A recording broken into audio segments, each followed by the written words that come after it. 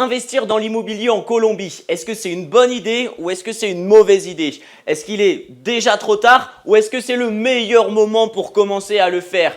Les amis, dans cette nouvelle vidéo, je vais, tout en vous faisant un room tour de mon appartement en Colombie à Pereira, essayer de répondre à cette question ou du moins de vous apporter des éléments de réponse. Alors, je préfère vous le dire dès le début, petit disclaimer, je ne suis pas un professionnel de l'immobilier, non, moi je suis un trader. Je suis actuellement en vacances en Colombie et à l'heure actuelle, je me trouve à Pereira. Pereira, c'est une ville qui se situe, c'est une ville d'environ 1 million d'habitants, si je ne dis pas de bêtises, 1 million, 1,2 million, qui se situe au milieu entre Medellín, Cali et Bogota. Donc voilà, c'est assez bien situé. Et puis à l'heure actuelle, je suis ici en vacances avec ma copine, puis avec la famille de ma copine. Alors vous le savez, moi je suis trader. D'ailleurs, vous pouvez voir ma chaîne YouTube, j'ai énormément de vidéos de trading. Je vous apprends à trader, je vous partage aussi toutes mes analyses et tous mes trades sur mon canal Telegram. D'ailleurs, tu pourras trouver le lien dans la description. Mais dans cette vidéo, je vais changer un petit peu de registre. Et oui, puisque quand on gagne de l'argent, on souhaite l'investir pour le faire fructifier. Donc on gagne de l'argent en trading.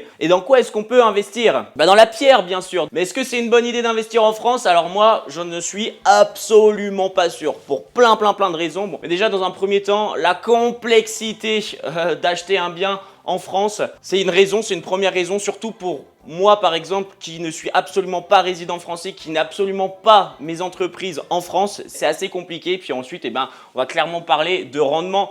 Le rendement en France qui est pas incroyable et pour se faire rembourser l'achat d'un appartement, d'un terrain, d'une maison, etc., ça met énormément de temps. Comme je vous l'ai dit, je vais vous faire un petit room tour de mon appartement. C'est un appartement qui se situe dans la zone centrale de Pereira, dans la zone où il y a le plus gros mall, les meilleurs restaurants. C'est vraiment la meilleure zone, voilà. Donc j'ai loué un appartement, j'ai loué 7 appartements via Airbnb pour 4 nuits. C'est un appartement que j'ai payé, je vous le dirai à la fin de la vidéo, et c'est un appartement qui coûte, je vous le dirai aussi à la fin de la vidéo, les amis. À la fin de la vidéo, j'essaierai de poser quelques calculs puisque forcément, je me suis un petit peu renseigné avant de faire cette vidéo pour ne pas non plus dire trop de la merde. Après, voilà. Vous suivrez avec moi l'évolution de mes possibles investissements dans ce magnifique pays, qui est d'ailleurs un pays, quand on en parle aux Français ou aux étrangers qui ne sont pas colombiens, qui vont dire « Ouais, c'est dangereux, le cartel, Pablo, machin ». Alors les amis, s'il vous plaît, ne dites jamais ça à un Colombien. Il va mal vous voir dès le début. Et donc là, on va commencer le petit room tour. Donc vous voyez, je suis à la porte d'entrée. Voilà comment c'est lorsque on rentre dans l'appartement. Donc là, vous pouvez voir qu'on a sur la gauche un petit bar avec la cuisine. Donc on entre comme ça. On a la cuisine juste ici, frigo. On a une petite salle buanderie avec les machines à laver. Tout le nécessaire pour faire le ménage. C'est tout petit, regardez, le mur est juste ici. Et là, vous pouvez voir qu'on a le salon avec bien sûr une salle à manger, la table. Donc c'est génial, c'est assez spacieux. C'est un appartement 2 chambres, on a une chambre là et une chambre là. On va y aller juste après. Donc là, on a un beau coin salon. Vous voyez ma valise qui est juste là, c'est parce que j'ai mon check-out dans quelques minutes. Un petit salon avec un grand canapé, franchement, c'est super confortable. Ah oui, c'est un appartement aussi qui est smart. Puis là, on a plutôt une belle vue. Donc là, juste ici, là, le grand bâtiment que vous pouvez voir, c'est le meilleur centre commercial de Pereira. Puis là, si vous remontez un peu, là, vous allez commencer à voir plein de restaurants, des bars, etc., etc. Donc là, on est vraiment dans l'endroit central. Par contre, si on regarde un peu plus loin, juste ici, là, on commence à voir Los Barrios. Qu'est-ce que c'est Los Barrios? C'est un peu les quartiers pauvres, les cités, tout ça, les favelas. Donc voilà, on va rentrer à l'intérieur, les amis. Donc là, on a la première toilette invitée, les amis. Donc normal, rien de spécial. Par contre, c'est beau, c'est assez bien décoré, j'aime bien. Hop, des miroirs un peu partout. Franchement, la décoration de l'appart, elle est vraiment top. On est sur un appart de haut standing. Donc là, c'est pas la main room, c'est la seconde, ok, la chambre des invités. Donc je l'ai absolument pas utilisée, mais en tout cas, pareil, elle est très utile. On a la vue là. Bon, attendez, je vais remonter ça vite fait. Comme ça, vous pouvez voir, on a la vue sur d'autres appartements qui sont juste en face. C'est plutôt pas mal, là, c'est une bonne chambre d'invités. Si j'avais des invités, je pense qu'ils se seraient bien plu ici. Puis là, c'est la main bedroom. Donc voilà, comme vous pouvez le voir. J'essaye de vous faire des beaux petits plans pour que vous puissiez tout voir. Donc là-bas, on a une salle de bain, on a le lit. Et puis on a une vue encore une fois sur Pereira. Donc. Et puis bien sûr, on a un grand dressing là. Un dressing qui est vraiment immense, donc c'est top. Et là, c'est la fameuse douche avec laquelle je me suis battu tout le séjour parce qu'il n'y a pas d'eau chaude. Elle est absolument pas smart, la shower. Ouais, ça c'est moi qui vous le dis, les amis. Petit tour de l'appartement, ça a été assez rapide. Et c'est un bel appartement, franchement, j'ai vraiment pris du plaisir à vivre dans cet appartement. Il y a une piscine au-dessus. Je vais peut-être aller vous la montrer. Je vais peut-être aller faire une petite vidéo juste après là-dessus. Et puis en bas, en fait, il faut savoir qu'en Colombie, il y a un gardien qui surveille chaque immeuble, chaque maison, chaque appartement, etc. C'est de la sécurité, c'est pour de la sécurité. Et à part le fait que, comme je vous l'ai dit, on est vraiment au centre de Pereira, donc là, dans la rue que je vous ai montré, là, vers le mall, vers le centre commercial, en fait, il y a tous les bars, tous les restaurants. Donc le vendredi soir, le samedi soir, il y a plein de musique. Samedi soir, je n'ai pas réussi à dormir. Je ne sais pas encore quelle note je vais lui laisser à cet appartement, mais c'est un appartement qui vaut aux alentours des 200 000 €, ok?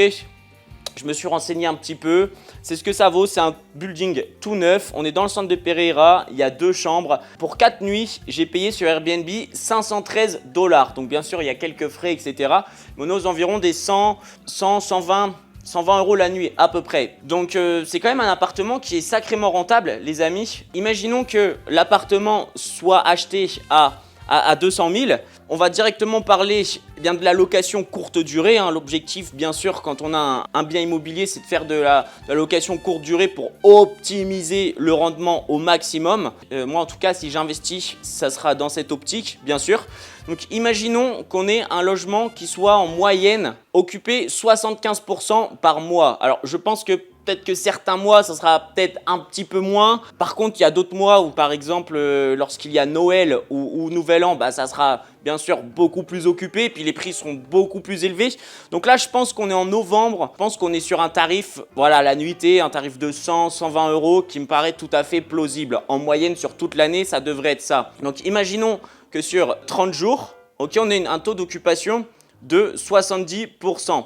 Alors, qu'est-ce que ça va nous faire? Ça va nous faire 21 nuits. Maintenant, 21 fois 110, 2310. Maintenant, 2310, c'est ce que l'appartement rapporte approximativement au propriétaire chaque mois. 2310 fois 12, ça nous fait 27 720 par an, ok? Et maintenant, sachant que c'est un appartement qui a dû coûter aux alentours des 200 000 €, tu as juste à faire x 10 et là tu trouves 277 000. Ça veut dire qu'en 10 ans, tu as fait 77 200 € de profit sur ton appartement. Tu l'as totalement remboursé, tu as même fait 77 000 €. Alors là, encore une fois, j'ai été large. J'ai été très large parce qu'il y a bien sûr des taxes, il y a des impôts, il y a des femmes de ménage à payer qui vont venir faire le ménage. Il y a peut-être des frais, je ne sais pas, on paye la taxe du bâtiment, la taxe foncière, tout ça. Voilà, il y a pas mal de choses à payer. Mais du coup, en prenant 10 ans et avec ces 77 000 € de surplus, je pense qu'on est largement large. Par exemple, des frais de notaire au moment d'acheter l'appartement, peut-être des rénovations, l'achat de meubles, etc., etc.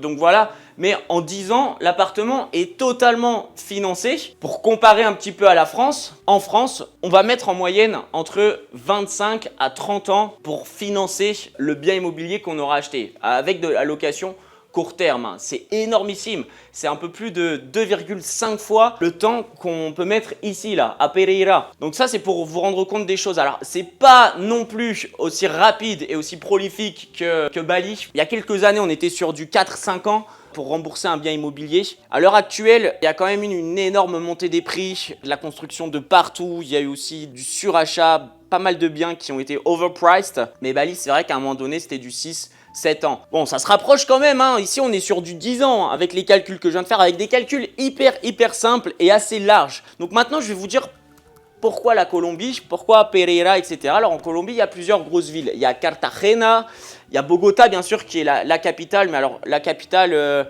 ouais, si, quand même. Si, la capitale, ça peut être un bon endroit puisque c'est l'aéroport international de Bogota. Tout le monde arrive par Bogota. Tous les internationaux arrivent par Bogota avant d'aller en Colombie, avant de soit aller possiblement à Medellín. Medellín qui est la ville numéro 1 en Colombie. Alors, il y a de ça à peu près 4 ans, j'avais déjà failli acheter un bien immobilier à Medellín, sauf que ça ne s'était pas fait puisque j'avais dû quitter le pays pour aller ailleurs pour des opportunités de business. Voilà, j'étais allé à New York, puis à Dubaï à l'époque. Donc au final, j'avais laissé. C'était entre guillemets ma première fois que je voulais investir dans l'immobilier. Donc j'avais pas été au bout, mais en tout cas, l'appartement que je voulais à Medellín, je crois qu'il était à 425 000 euros. Pareil, c'était un 2 chambres, mais c'était vraiment du haut standing dans le meilleur quartier de Medellín. Medellín qui est quand même une ville beaucoup plus cotée que Pereira par exemple. Et l'appartement, moi à l'époque, je le louais 2000 euros. Et là, l'appartement à l'heure actuelle, il a été du coup racheté par quelqu'un d'autre parce que j'ai demandé après. Hein. Il a été racheté par quelqu'un d'autre, il a été rénové, il a mis un jacuzzi, il a tout changé vraiment. Puis maintenant, il le vend, il le loue pour un peu plus de 5000 par mois, ok? Donc beaucoup plus du double. Pareil, son appartement, il va s'autofinancer extrêmement rapidement, surtout qu'à Medellín, et surtout là où il est placé, c'est vraiment the place to be à Medellín. C'est le quartier le plus huppé, il a sa propre sécurité, il y a tous les meilleurs restaurants, toutes les meilleures boîtes, tous les meilleurs restos. Donc voilà, moi si j'ai un conseil, ça serait potentiellement d'investir, enfin dans les villes, hein, je veux dire, ça serait pourquoi pas Bogota. Bogota, ça peut être une bonne idée. Après, à voir s'il y a toujours des bonnes affaires à faire là-bas. Voilà, il faut se renseigner. Sinon, on a Medellín, bien sûr, mais pareil, Medellín, ça commence à être de plus en plus connu. Ensuite, on a Santa Marta. Je pense que ça peut être encore un bon moment. C'est tout au nord de la Colombie, près du Parque Tayrona. Il y a énormément de choses à faire là-bas.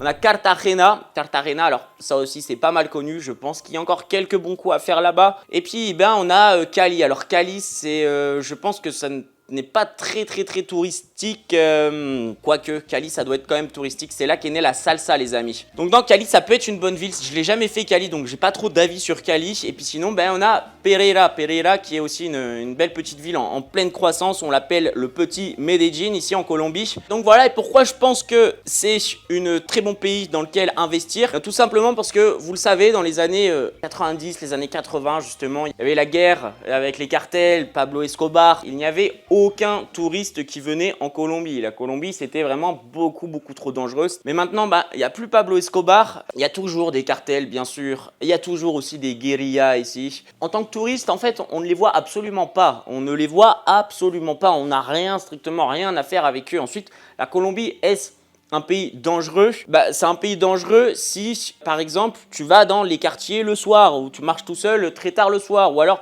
si tu es comme ça dans les rues avec ton portable sorti, oui, c'est possible qu'il y ait une moto qui vienne et qui te vole ton portable. Mais si tu fais attention, je veux dire, ici, les taxis, pour faire 30 minutes de taxi, ça va te coûter 3 euros. Donc, tu prends tout le temps un taxi. Après, si tu habites, par exemple, à Medellín, l'endroit où j'habitais à Provenza, ou alors ici, là, à Pereira, si tu habites ici, l'autre soir, par exemple, quand je suis arrivé le vendredi soir, je suis sorti, on est rentré à pied, il n'y a rien, on est dans l'endroit le plus touristique, il y a de la police partout. Par contre, il faut faire attention, voilà, si tu vas dans les quartiers pauvres, dans les quartiers plus pauvres, si tu marches tout seul dans des rues, il faut juste faire un petit peu attention, mais ça c'est comme partout dans le monde, je suis désolé à l'heure actuelle. Puis pourquoi la Colombie a un énorme potentiel? Et parce que c'est un pays qui se trouve à 1h30 d'avion de Miami, à peut-être 3h30 d'avion de New York, à peut-être 2 heures de New Orleans, 4 heures de Dallas, Texas. Enfin bref, c'est un pays qui est extrêmement accessible par les Américains. Il y a beaucoup d'Américains, du coup, des digitaux nomades et tout. Par exemple, la mode en ce moment pour les Européens, ou du moins ça a été d'aller, pourquoi pas au Portugal, d'aller à Barcelone. Pour les Américains, pour les digital nomades américains, canadiens, tout ça, en fait, il y a Buenos Aires comme hub, mais il y a aussi et surtout Medellín, la Colombie, qu'ils adorent. Vous savez que la Colombie a été élue pays le plus beau d'Amérique latine. Et moi, je suis totalement d'accord avec ça. J'ai fait le Brésil, j'ai fait l'Argentine, j'ai fait l'Uruguay. La Colombie, c'est très loin devant. Hein. Il y a tellement de choses à faire en Colombie, c'est vallonné, il y a des plages, il y a des grosses villes, il y a la nature, il y a tout. Franchement, c'est incroyable, c'est une culture magnifique. Les Colombiens sont super gentils. J'étais en train de faire les magasins l'autre jour. À chaque fois que je passe près d'un magasin, la dame du magasin, elle me dit « Hola amor », genre salut mon amour, salut amour, qu'est-ce que tu cherches? Et ils sont super aimables, super gentils. En plus, il y a tout le temps de la musique, vous savez, c'est l'ambiance latine, c'est assez chaud là-bas, ça fait la fête, ils adorent faire la fête. Donc ça danse beaucoup, avec leur passé de pays extrêmement dangereux, avec les cartels qui règlent leur compte dans la rue, qui tuaient tout le monde, etc. Et donc ils n'ont plus peur de mourir, et donc ils croquent la vie à pleines dents chaque jour comme si c'était le dernier. Ils ont une joie de vivre, ces Colombiens, c'est magnifique. Je vois énormément de Français, de plus en plus de Français, je croise de plus en plus de Français en Colombie, de Français mais aussi d'Européens, puis comme je vous l'ai dit, des Canadiens et des Américains, c'est la porte d'à côté pour eux. C'est comme quand nous, à l'époque, je me souviens mes premières fois où je suis parti à Bali ou en Thaïlande, c'était il y a de ça 5 ans, quelque chose comme ça, avant qu'il y ait tout le monde qui y aille là, en ce moment, puis que les prix fassent... Pour les Américains, les Canadiens, qui ont quand même une monnaie qui est sacrément forte, eh bien venir vivre en Colombie, c'est un régal. Ils ont un pouvoir d'achat qui est énormissime. Ok, là où à New York, où un appartement, un studio, une chambre, ça va leur coûter 3500 balles par mois. En Colombie, pour 3500, ils ont un penthouse avec piscine, avec jacuzzi, avec 5 chambres, bien placées. Au restaurant, on mange très très bien dans les meilleurs restaurants de Medellín pour 15-20 euros par personne. Bon, bien sûr, les prix vont faire que monter avec l'inflation. De toute façon, l'inflation, elle est mondiale. Mais c'est quand même très très très abordable. Donc c'est pour vous dire. Et il y a aussi, et ça, malheureusement ou heureusement pour les Colombiens, malheureusement ouais, je sais pas trop, il y a un gros tourisme, une grosse demande en tourisme sexuel. Voilà, il faut le dire comme ça l'est. Hein. La Colombie est connue aussi pour ça, donc il y a énormément de touristes, un peu comme en Asie aussi, on va pas se mentir, les Européens, les vieux Européens qui ne plaisent plus, qui n'arrivent plus à trouver de femmes en France ou autre, ils font quoi? Ils vont en Asie parce que là-bas, forcément, ils sont vus comme des billets sur pied. Et puis toutes les filles, même la plus jeune, même la plus belle, acceptent d'être avec eux parce qu'en échange, ils leur donnent de l'argent. En fait, là, c'est pareil pour tous les Américains, tous les Canadiens un peu plus vieux, ils vont aussi tous. Alors, c'est un bon procédé d'échange puisqu'ils donnent de l'argent aux filles qui, elles, n'en ont pas. Puis en échange, les filles leur donnent des services qu'eux recherchent et puis ne pourraient pas avoir aux États-Unis tout simplement. Puis en plus aussi, dernière chose, les filles ont été reconnues comme les plus belles en Colombie. Ah oui, moi je peux vous le dire honnêtement, ma petite expérience personnelle, je suis arrivé en Colombie et la première fois que je suis arrivé en Colombie, je suis tombé des nudes. Voilà, je me suis dit c'est obligé que dans ma vie je finisse avec une Colombienne. Et dès que j'ai rencontré les Colombiennes, je me suis dit bon c'est terminé, je vais finir ma vie avec une Colombienne. Donc voilà, puis à l'heure actuelle je suis en couple avec une Colombienne. Donc voilà, je crois que j'ai fait un bon petit tour là dans la Colombie. Je pense que j'investirai tôt ou tard dans la Colombie, les amis. Je pense que avec tout ce qui se passe avec les BRICS aussi, vous savez, la Colombie est en train de faire ses demandes pour potentiellement rejoindre les BRICS. Il y a de plus en plus de pays de toute façon émergents qui rejoignent les BRICS. Je pense que l'économie va partir. Je pense qu'il y a des ressources ici, il y a énormément de choses. Je pense qu'il y a un énorme potentiel et je pense que d'un point de vue touristique aussi, la Colombie, dans les prochaines années, ça va exploser, les amis. C'est le meilleur moment pour investir en Colombie. Alors bien sûr, il faut être ici, il faut trouver des personnes de confiance, mais c'est largement faisable, voilà. Je pense que je vais aller faire un petit tour pour vous montrer tout simplement la piscine, voir un peu comment c'est, le complexe d'appartement. Donc là, on arrive les amis, j'ai appris quelque chose, c'était que l'appartement, en fait, il était plutôt entre les 150 000 euros, plutôt aux alentours des 150 000, donc ça nous fait encore plus de profit les amis. Et regardez-moi cette magnifique piscine avec toute cette vue sur Pereira, donc ça c'est vraiment un gros plus, surtout qu'aujourd'hui il fait super beau.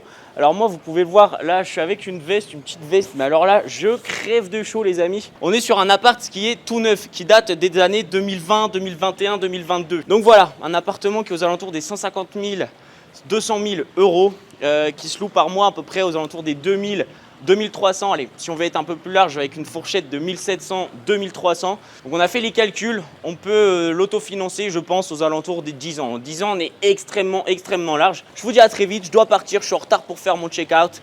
Et let's investing.